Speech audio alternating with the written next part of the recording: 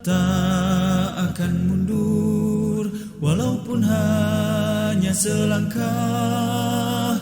Rasul mulia sebagai pedoman, Quran dan Sunnah sebagai jalan hidup kami.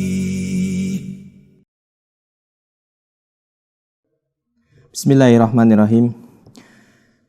Innal hamdalillah nahmaduhu wa nasta'inuhu wa nastaghfiruh wa na'udzu billahi min syururi anfusina wa sayyiati a'malina. Man yahdihillahu fala mudhillalah wa man yudlil fala hadiyalah.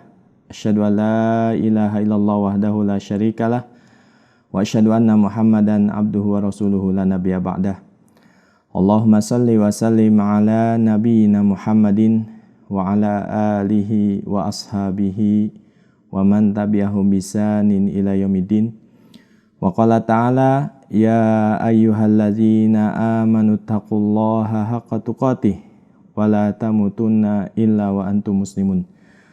Allahumma alimna ma yanfa'una wanfa'na bima 'allamtana wa zidna ilma.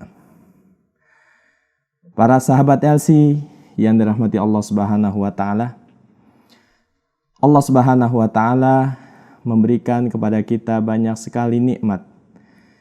Di antara nikmat yang Allah berikan kepada manusia adalah Allah memberikan nikmat rumah sebagai tempat tinggal. Allah Subhanahu wa taala berfirman di dalam surat An-Nahl ayat 80. A'udzu billahi minasyaitonir rajim. Wallahu ja'ala lakum min buyutikum sakana wa ja'ala lakum min juludil an'ami buyuta. Dan Allah Subhanahu wa taala yang menjadikan bagi kalian rumah-rumah sebagai tempat tinggal, dan Allah menjadikan bagi kalian kemah-kemah dari kulit binatang.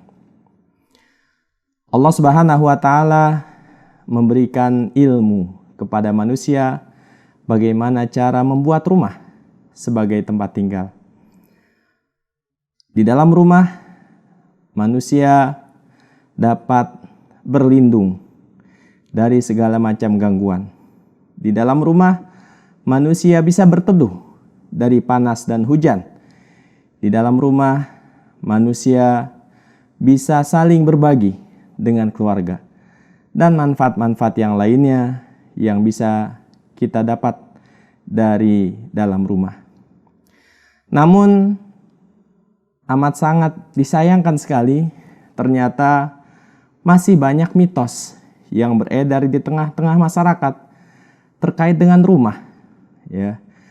Mitos ini dipercaya secara turun-temurun dan kebenarannya tidak bisa dibuktikan, sehingga mitos ini tidak bisa dipercaya.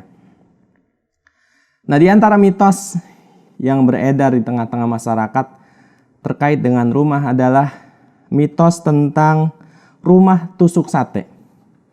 Nah, apakah rumah tusuk sate itu?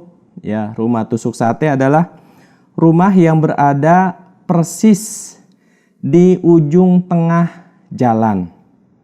Ya, jadi rumah yang berada di tengah-tengah ya ujung jalan, sehingga membentuk huruf T, ya. Nah, terkait dengan mitos ya rumah tusuk sate ini, ya, ada sebagian masyarakat kita yang mempercayai bahwa rumah yang membentuk pola ya tusuk sate ini ya akan memberikan kesialan kepada penghuninya. Ya, di antara bentuk kesialannya adalah bahwa penghuninya ini akan mudah sakit. Ya, ini adalah mitos yang beredar di tengah-tengah masyarakat bagi ya seseorang yang tinggal di rumah dengan bentuk tusuk sate. Nah, ada juga yang mempercayai bahwa rumah tusuk sate ini memberikan pengaruh negatif bagi penghuninya, ya, di mana penghuninya tidak akan hidup harmonis, ya, akan selalu terjadi pertengkaran di antara anggota keluarga yang berada di rumah tusuk sate ini, ya, dan penghuninya tidak akan merasa nyaman tinggal di dalam rumah ya yang berada di posisi tusuk sate ini. Nah, selain itu ada juga yang percaya bahwa rumah tusuk sate ini memberikan pengaruh yang tidak baik ya terkait dengan keuangannya. Ya. Jadi orang yang tinggal di rumah tusuk sate ini rezekinya akan seret ya, sulit mendapatkan penghasilan ya. Selain mitos terkait dengan rumah tusuk sate, ada juga mitos rumah dengan nomor 4 dan 13. Ya, banyak yang mempercayai bahwa angka 4 dan 13 ini adalah angka sial. Ya, sehingga ya banyak pengelola perumahan, pengelola hotel, pengelola gedung yang tidak menomori gedung mereka ya, atau menomori rumah mereka ya, atau lift gitu ya, atau kamar hotel ini dengan kedua angka ini ya, angka 4 dan angka 13 gitu ya. Nah, tentu ini semua adalah mitos yang beredar di tengah masyarakat. Kemudian selain itu ada juga mitos yang beredar di tengah masyarakat ya, dengan rumah yang posisi pintunya sejajar ya, antara rumah pintu halaman rumah, kemudian dengan pintu kamar utama ya, dengan pintu belakang. Ini posisinya sejajar ya, segaris lurus. Jadi dari depan rumah sampai belakang ya, ini pintunya posisinya sama. Ya. Ini banyak yang percaya ya bahwa rumah dengan posisi pintu yang sejajar ya, ini energi positifnya tidak akan menyebar ke seluruh rumah. Jadi energi yang masuk dari depan pintu rumah langsung keluar ke belakang pintu rumah. Gitu ya. Nah, sehingga akibatnya penghuni rumah ini ya menyebabkan keborosan ya dari sisi ekonomi ya. Penghuninya tidak akan bisa mengelola keuangan gitu ya. Jadi rezeki yang masuk ini akan keluar lagi lewat pintu belakang. Ya, ini pun termasuk mitos yang beredar di tengah masyarakat. Nah, bagi mereka yang percaya mitos ini, ya mereka tidak boleh bangun rumah dengan posisi pintu sejajar dari depan, tengah, dan juga pintu belakang. Nah, biasanya mereka memberikan sekat, ya, pembatas, gitu ya, baik itu sekat tidak permanen atau sekat berupa pohon dan yang lain sebagainya, ya. Kemudian ada juga mitos terkait dengan ya rumah yang menghadap ke arah timur. Ya, ada sebagian yang percaya bahwa rumah yang menghadap ke arah timur, ya, ke arah terbitnya matahari, ya, ini merupakan pintu setan, ya. Energi yang masuk adalah energi yang negatif. Sehingga ya menyebabkan penghuni rumahnya ini tidak akan hidup dengan harmonis. Ya, bisa menyebabkan sering sakit, ya, sering terjadi keributan, ya, kesulitan ekonomi, ya, dan kesialan-kesialan yang lain. Ya, ini pun mitos yang beredar di tengah-tengah masyarakat. Kemudian ada juga mitos terkait dengan rumah berada di posisi hook, ya, rumah yang berada di sudut jalan, ya. Nah, rumah yang berada di sudut jalan, ya, atau disebut dengan rumah hook, ini memberikan pengaruh yang tidak baik bagi penghuninya. Ya, ada yang percaya bahwa penghuninya ya akan kesulitan dalam sisi karirnya, gitu ya, dan juga akan menyebabkan terjadinya keributan bagi anggota keluarga. Ya. Kemudian ada juga mitos terkait dengan rumah dengan tanah berbentuk kerucut, gitu ya. Jadi rumah yang dibangun di atas tanah, ya, yang depannya luas namun belakangnya sempit, ya, jadi mengerucut, ya, dari depan ke belakang, ya, depannya luas kemudian semakin ke belakang ini semakin sempit, ya, semakin mengerucut, gitu ya. Mitosnya apa? Mitosnya adalah bahwa penghuninya ini akan selalu merasa kekurangan, dari sisi ekonomi. Ya, artinya rizkinya akan sulit, gitu ya. Nah, beda dengan posisi rumah yang halamannya ya depannya ini sempit, belakangnya luas. Ya, ini sebaliknya sebagian orang percaya ini akan mendatangkan kemakmuran, gitu ya, dan kekayaan bagi penghuninya. Ya, tentu ini adalah mitos. Ya. Kemudian yang selanjutnya adalah rumah yang memiliki luang mait. Ya, luang mait adalah ruangan dengan ukuran kurang lebih 2 kali 1 meter. Gitu ya. Ini serupa dengan ukuran liang kubur, sehingga disebut dengan luang mait.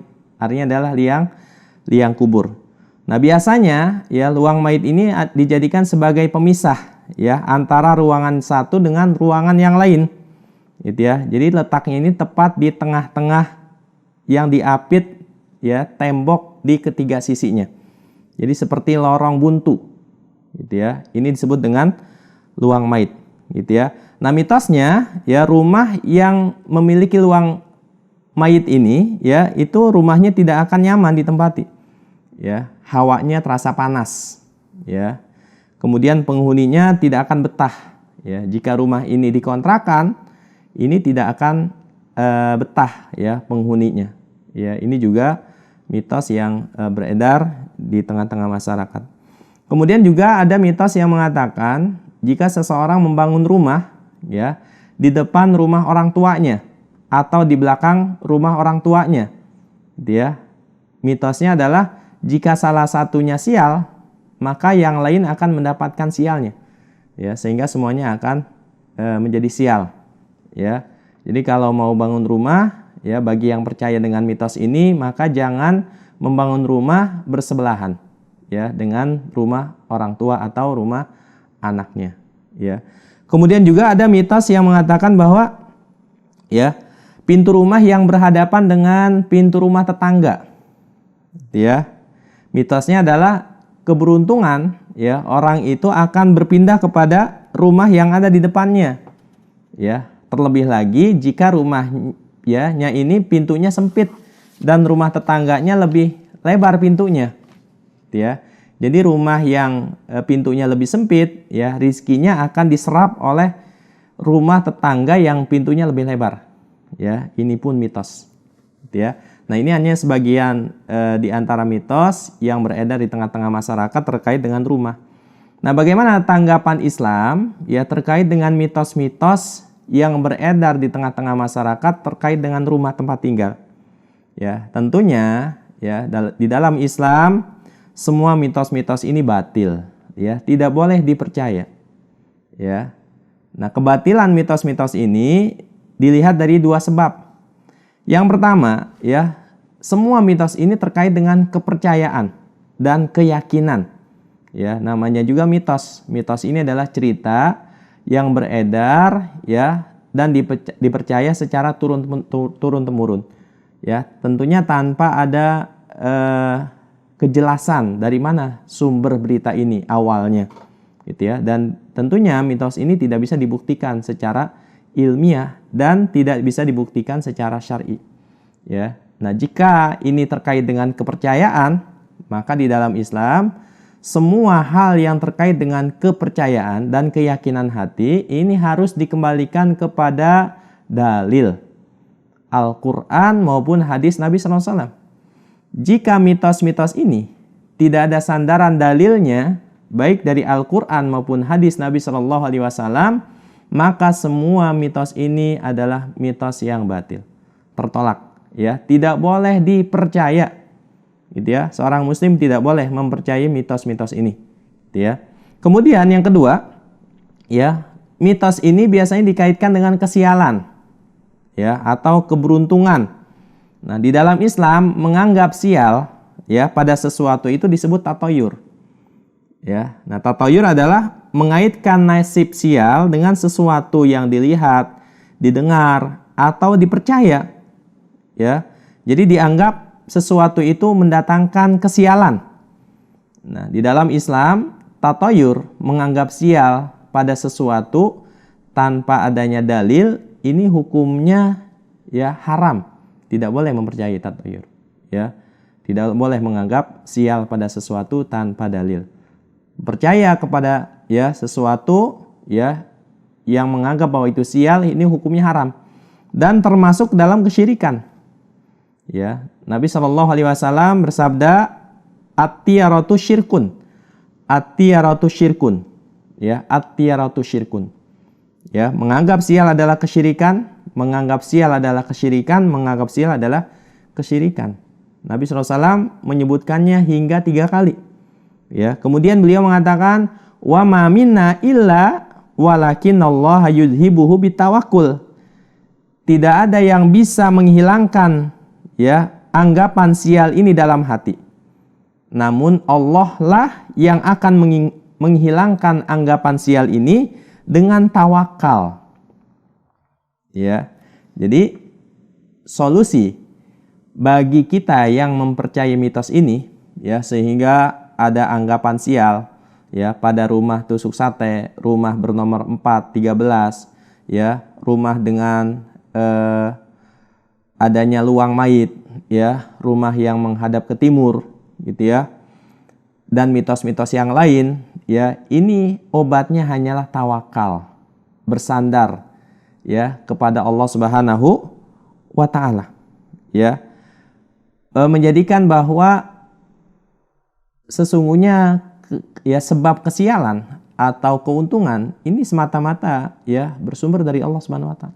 Jadi tidak ada yang bisa menghilangkan kesialan ya, hanya Allah Subhanahu wa taala yang bisa menghilangkannya. Gitu ya. Nah, dikatakan bahwa menganggap sial ini syirik. Nah, kenapa dikatakan syirik? Ini karena 2 sebab ya.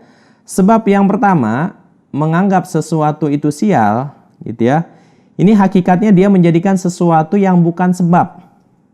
Ya, baik itu dari sisi syar'inya ataupun dalam ilmu nyatanya.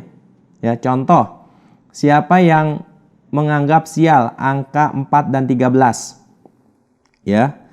Padahal angka 13 ini bukanlah sebab sial. Ya, bukan sebab kesialan. Nah, maka dari itu, ya, ini termasuk kesyirikan karena dia mengatakan bahwa angka 13 ini adalah angka sial. Padahal angka 13 sama sekali bukan angka kesialan. Nah, ini berlaku pada mitos-mitos yang lain. Ya, termasuk juga menganggap bahwa rumah tusuk sate ini rumah sial. Padahal ya rumah yang berada di posisi tusuk sate ini bukanlah sebab kesialan. Kenapa? Tidak ada dalil sama sekali yang mengatakan demikian. Dan tidak ada bukti ilmiah ya yang mengatakan bahwa angka 13 adalah angka sial. Ya, maka dari itu menjadikan sesuatu sebab padahal itu bukan sebab, ini termasuk ke dalam kesyirikan. Ya. Kemudian ya mempercayai mitos ini ya menganggap sial pada rumah tusuk sate atau rumah dengan angka 13 ini syirik karena menafikan ketawakalan kepada Allah Subhanahu wa taala. Gitu ya. Jadi sebagaimana disebutkan di dalam hadis Nabi Shallallahu alaihi wasallam ya, solusi bagi yang mempercayai mitos-mitos ini adalah hendaknya dia bertawakal. Ya, menyerahkan segala urusannya hanya kepada Allah Subhanahu wa taala. Tidak boleh percaya dengan mitos-mitos tersebut. Ya, Allah Subhanahu wa taala berfirman, "Wa may yatawakkal 'alallah fahuwa hasbuh." Siapa yang tawakal kepada Allah Subhanahu wa taala, maka cukuplah Allah Subhanahu wa taala ya yang akan mencukupi segala keperluannya. Ya, jadi tidak boleh kita merasa sial disebabkan karena angka, ya, karena hari, karena bulan, karena tempat, karena nama, yang itu semua tidak ada dalilnya. Tidak boleh. Buang jauh-jauh ya anggapan sial itu dan ganti dengan kita bertawakal kepada Allah Subhanahu wa taala. Ya, ucapkan satu doa, ya, Allahumma la ya'ti bil hasanati illa anta wa la yadfa'u sayyi'ati illa anta wala haula wala quwata illa billah. Ya, ini doa yang kita baca di saat ya kita masih mempercayai adanya kesialan pada sesuatu. Padahal ya ini bukan sebab kesialan. Bacalah doa, ya Allah, ya, sesungguhnya tidak ada yang dapat mendatangkan kebaikan kecuali Engkau, dan tidak ada yang dapat menolak bahaya kecuali Engkau. Tidak ada daya dan upaya melainkan ya dengan Engkau. Ya, ini doanya. Allahumma la ya'ti bil hasanati illa anta wa la yadfa'u sayyi'ati illa anta wa la haula wa la quwata illa billah. Ya. Nah, sesungguhnya menganggap ya sial pada sesuatu ini merupakan akidah orang-orang jahiliyah dan juga akidahnya Firaun. Ya, jadi Firaun merasa sial dengan kedatangan ya Nabi Musa alaihissalam yang membawa risalah Allah Subhanahu wa taala. Ya, ketika Nabi Musa mendakwahi Firaun dengan menunjukkan bukti-bukti kebenaran dakwah beliau, ya, ditunjukkan kepada Firaun mukjizat Nabi Musa. Nabi Musa menolak dakwah Firaun menolak dakwah Nabi Musa alaihissalam. Kemudian setelah itu ya Allah turunkan ya azab kepada Firaun sebagai bentuk peringatan, yaitu berupa musim kemarau ya yang panjang, paceklik ya, tumbuh-tumbuhan tidak menghasilkan ya dengan hasil yang memuaskan. Ya, padahal dahulu mereka sebelumnya berada dalam hidup kemakmuran. Nah, disebabkan karena paceklik yang panjang, ya Firaun menuduh bahwa semua musibah itu disebabkan oleh Musa alaihissalam. Ya, jadi Firaun menganggap bahwa Musa sebab datangnya kesialan bagi mereka. Ya, ini sebagaimana yang Allah Subhanahu wa taala kisahkan di dalam surat Al-A'raf ayat 130 sampai 131. Ya, jadi yang bagi siapa saja yang mempercayai ya mitos-mitos terkait dengan rumah ini, ya sama saja dia ya menganggap bahwa itu merupakan sebab kesialan, padahal itu bukanlah sebab kesialan. Ya, ini semua adalah akidah orang-orang jahiliyah dan juga termasuk akidahnya Firaun ya yang batil. Nah, di masa Rasulullah SAW pun ya ini banyak masyarakat Arab jahiliyah yang saat itu ya yang percaya dengan ya bulan Safar adalah bulan kesialan. Ya, sehingga banyak ya di saat itu yang tidak mau melaksanakan acara pernikahan di bulan Safar. Ya, ini adalah keyakinan batil. Nah, keyakinan batil ini ditentang oleh Rasulullah SAW, sehingga Nabi SAW menikah dengan Aisyah radhiyallahu anha pada bulan ya yang dipercaya ini mendatangkan kesialan, gitu ya. Nah, ini adalah akidah Islam. Ya, bagaimana cara kita menyikapi mitos-mitos yang beredar di tengah-tengah masyarakat terkait dengan rumah, gitu ya. Jadi obatnya hanyalah bertawakal kepada Allah Subhanahu wa taala. Nah, bagaimana supaya rumah kita ini ya mendatangkan keberkahan, mendatangkan rahmat, mendatangkan ketenangan, ya kenyamanan bagi penghuninya. Nah, tentunya ya kita harus mengisi rumah-rumah kita dengan ya amal-amal yang sholih. Ya, kalau kita ingin membangun rumah atau membeli rumah, ya pilihlah rumah yang berdekatan dengan masjid. Ya, supaya kita dimudahkan oleh Allah Subhanahu wa taala ya untuk berjamaah sholat di masjid ya bagi laki-laki. Ya. Kemudian jika kita ingin membeli rumah ya maka pilihlah lingkungan ya yang baik, lingkungan yang sholih, tetangga-tetangga yang baik. Ya, ada ungkapan mengatakan al-jaru qobladar. Ya, lihatlah tetangga-tetanggamu, lihatlah lingkunganmu ya sebelum membeli rumah. Ya. Jadi jika tetangganya baik, lingkungannya baik, insya Allah ya akan memberikan pengaruh yang baik bagi rumah kita dan juga penghuninya. Ya. Kemudian jauhi rumah kita ya dari perkara-perkara syirik. Ya, dari benda-benda keramat, ya, dari jimat, ya. Kemudian dari simbol-simbol setan, ya, simbol-simbol kemaksiatan, ya. Karena ya simbol-simbol kesyirikan inilah yang mendatangkan ya kesialan bagi penghuninya. Ya, kenapa malaikat rahmat tidak akan mau masuk ke dalam rumah yang berisi ya simbol-simbol kesyirikan? Ya, tadi seperti jimat, ya, kemudian benda-benda keramat, ya, kemudian simbol-simbol orang-orang fasik, ya, simbol-simbol kesyirikan, ya, kekafiran dan lain sebagainya, ya. Kemudian yang selanjutnya adalah agar kita ya memiliki rumah yang penuh dengan rahmat dan berkah dari Allah Subhanahu wa taala, maka tentunya kita harus menjaga rumah kita dari gangguan setan. Ya, di antaranya adalah mengucapkan salam. Ya, ucapkan salam ketika kita ingin masuk ke dalam rumah. Ya. Allah Subhanahu wa taala berfirman, "Fa idza dakhaltum buyutan fasallimu ala anfusikum. Tahiyatan min indillah mubarakatan thayyibah." Apabila kalian masuk ke dalam rumah, maka ucapkan salam, ya, kepada diri-diri kalian. Salam yang ditetapkan dari sisi Allah yang diberkahi lagi baik. Ya, insya Allah jika kita ya membiasakan masuk ke dalam rumah dengan mengucapkan salam, maka rumah kita akan diberkahi oleh Allah Subhanahu wa taala. Ya. Kemudian isi rumah kita dengan zikir kepada Allah Subhanahu wa taala. Ya. Zikir pagi, ya, zikir petang sebagaimana yang dicontohkan oleh Rasulullah SAW, ya. Zikir sebelum makan, zikir ketika keluar rumah, ya. Zikir ketika masuk rumah, zikir sebelum tidur, ya. Dan zikir-zikir yang lain yang dicontohkan oleh Rasulullah SAW, ya.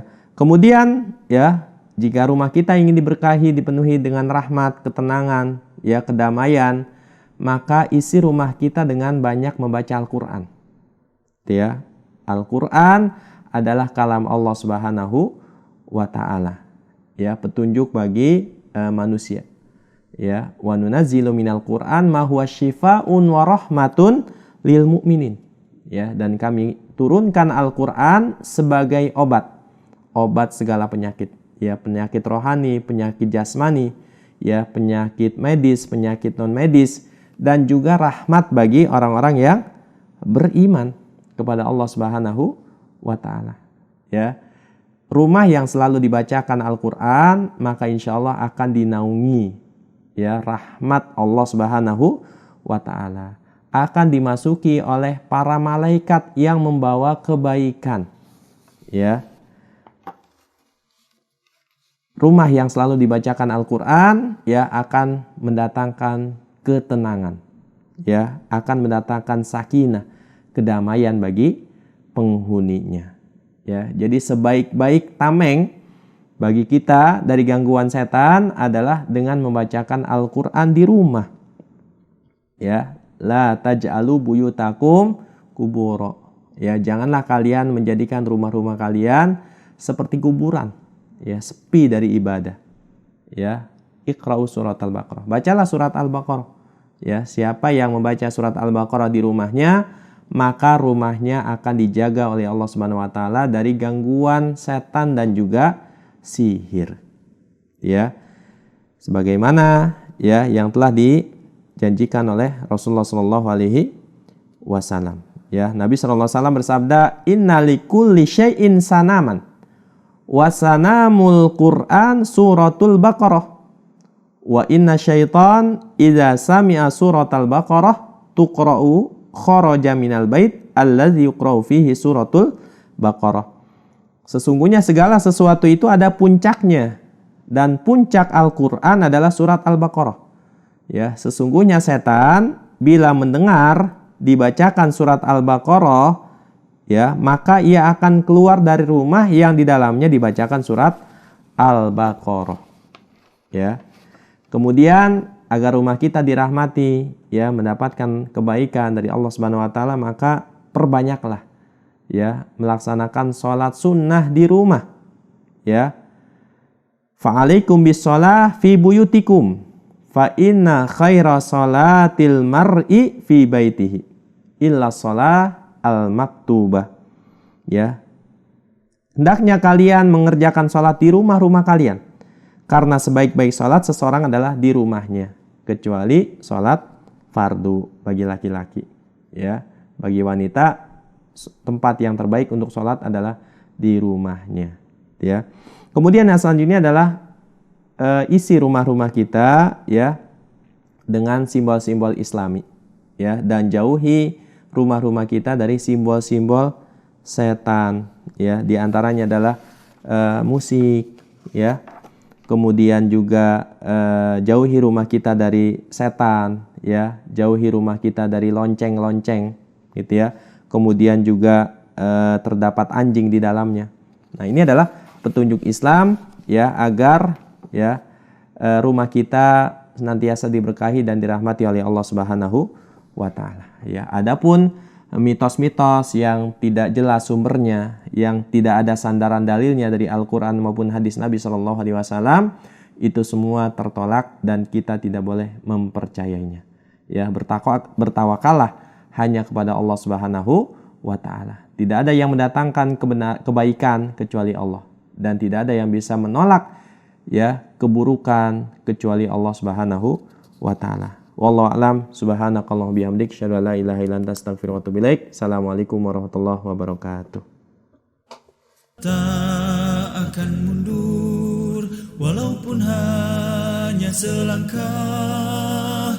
Rasul mulia sebagai pedoman, Quran dan Sunnah sebagai jalan hidup kami.